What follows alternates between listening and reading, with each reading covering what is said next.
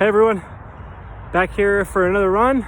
I know this is my Sunday run day recap, Cultivating Confidence channel, but I ran 10 miles on Sunday and totally forgot to record. I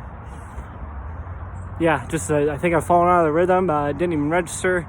I ran, stretched, took care of myself, felt really good, and didn't even register to record. So here I am on Tuesday, gonna record some reflections I had over Sunday and today, just to get the recap, get my video posted for Wednesday. So to start with the channel, I think that this channel for me initially started off as me wanting to track my progress and be a service to everyone, other people to watch, other people to learn, other people to grow. But I think I'm transitioning more into, I know I'm transitioning more into serving myself, following what feels aligned by me. And if it happens to serve other people who are watching, great. It's a byproduct of putting myself first, taking care of my own needs, following my commitments, doing challenging things for myself, turning challenges into confidence and self-worth and self-love. And that's really what I want to get the focus of this channel to start turning into. And if that doesn't feel aligned for some of you, I'm completely okay with that. I don't want this to sound condescending because I don't mean it that way, but now that I'm focusing on myself and my needs, I'm letting go of this need and this desire of the need to have everyone be here and watch this and feel like I'm providing a service for you. When in reality, this has been more for me, documenting my journey,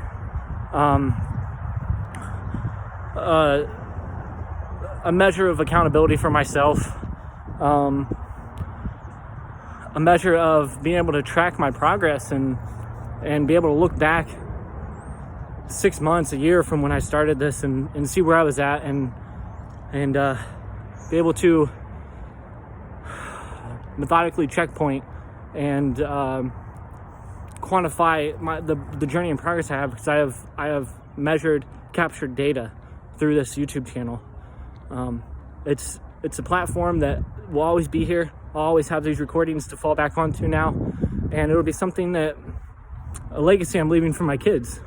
They'll be able to watch this when they're older. My oldest son, he's subscribed to the channel.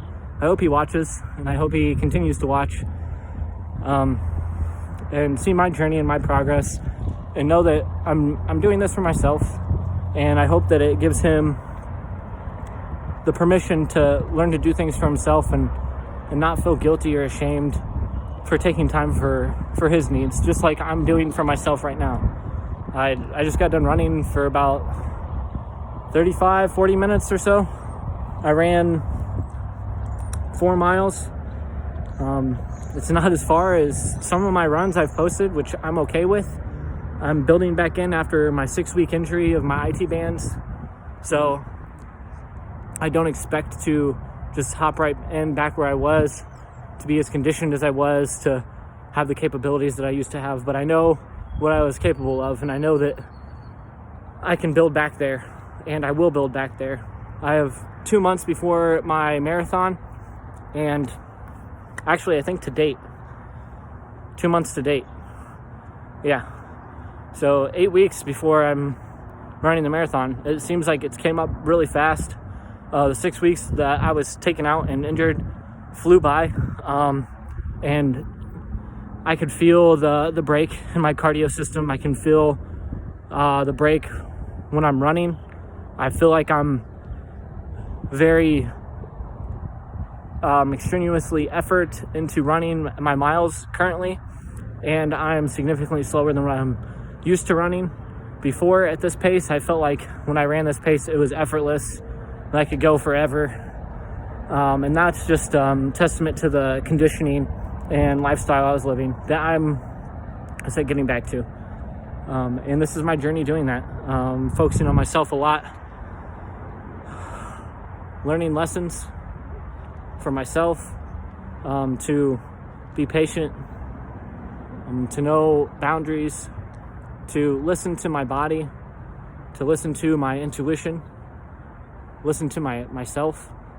That voice is there to protect me, to nurture me, and even though it might not direct me in the direction that's always comfortable, it might be direct me in the direction that's challenging and things I don't want to do, like stretch after every run and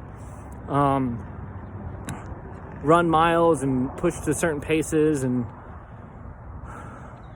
stick to my commitments.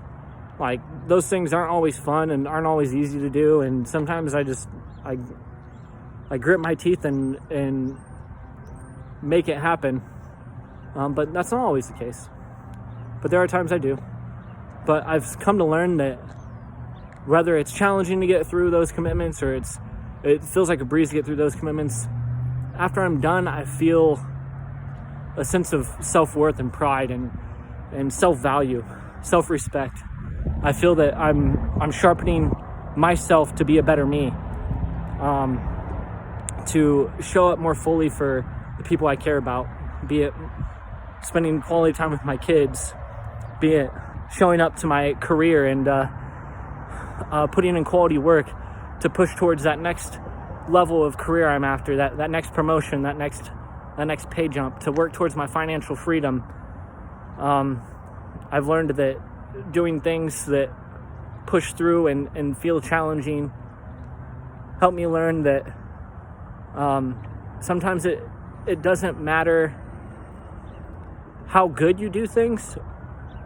Sometimes it matters that you're just getting out there and building the habit.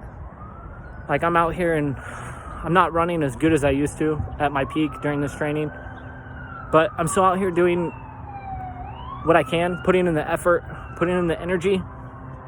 And that says a lot.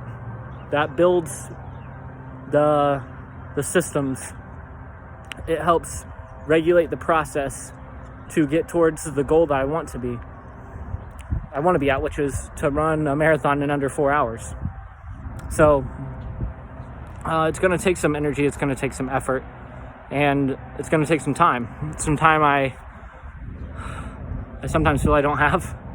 But that's learning to prioritize and manage what my needs are, and be okay with letting go of things that aren't necessarily serving me in this season of life. Be that things for myself that I've learned to let go of either 90% of the way or all the way, have been things like binging TV shows. I learned that for myself, I can't just watch 1 or 2 episodes on Netflix. If I start a series, I will guilty pleasure and binge it all at once. And that's just, I know how I work. So I've learned, though, if I do want to take the time for a show, I pick movies instead. They have a start, they have an end, typically no longer than 2 hours. And that's typically the time of 2 shows on Netflix, which is what I always seem to try to commit to that I never could. So I'm like, oh, this is perfect. I know how long it's going to be. I know how much time I'm committing to. And when it's over, it's done. I feel glad that something ended and I got to finish. And it's not just a continual, leave me on a cliffhanger, then draws me in to keep binge watching. Other things I've learned to let go of.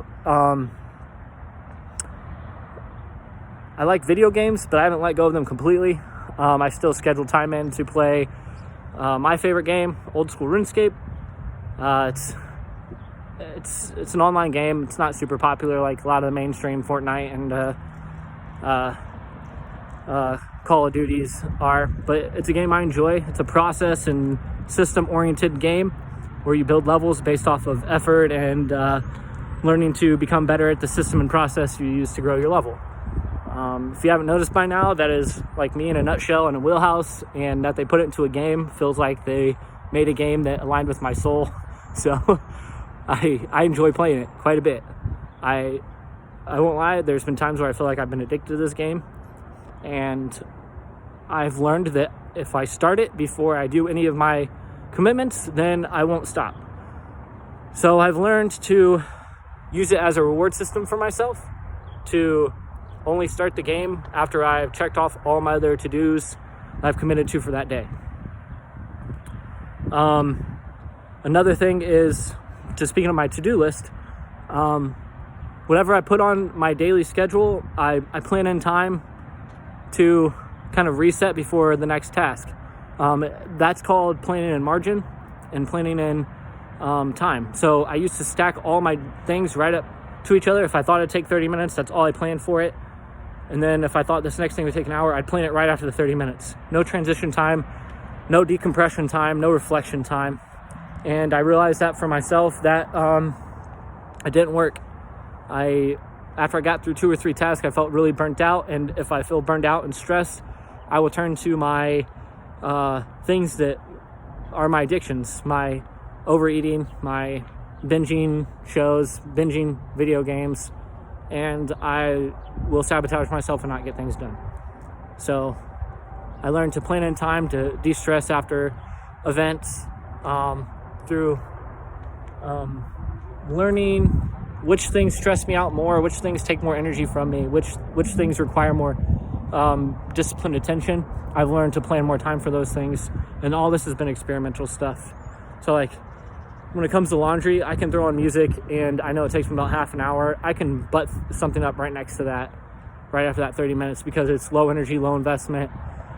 I don't like doing it, but it doesn't take much energy or effort to fold clothes, especially when I'm listening to something I enjoy, like music-wise, or like a podcast or audiobook. So I can plan something right after that. But when it comes to doing things like I have mastermind calls, been Wednesday and Thursday nights. Those require a little bit more energy and attention and giving myself more fully into the moment. And that requires me to, I give myself a little prep time before and a little prep time after before I plan something else in. And usually it's right after that is when I'll do my RuneScape time, my old school RuneScape time, my video game time. Because that helps me decompress, it helps me stress relieve. It's something I enjoy. I feel elevated doing it. So right after that call, and sometimes I'll do things that aren't super intensive, so I'll have time to ponder and think over the call, over what I've discussed with my masterminds, and it's good. It's good practice. So I kind of went down a big tangent rabbit hole to draw all this back to what I call my anchor event, which is running. This is my constant. It's been my anchor to help me show up for myself, give commitment to myself, and it helps me leverage the energy I draw from showing up for myself and being elevated and energized because I've committed to something and I'm following through with it. I take that energy and leverage it into other areas of my life, some of which I went through with you and discussed. So, like I said, in this channel, I'm going to get a little bit more self-reflective, tie more things back to me instead of maybe this big overarching lesson that can be applicable to everyone. I'm just going to start relating a lot more stuff to me, and if it resonates, it resonates. If it doesn't, feel free to leave it. You don't need every piece of advice, but I believe there's stuff that will serve you through it having served me and me putting it out here for the world to see, for me to document and record. And I know how I'm probably serving my future self, being able to reflect and come back and revisit some of these videos and see where my mentality was, kind of like a snapshot in time, kind of like a picture is, but like a mentality snapshot and picture of where I'm at now versus where I'm going to be in the future. So it's good. It's a good experience, good example. And like I said, thank you for watching if you're here. I appreciate you.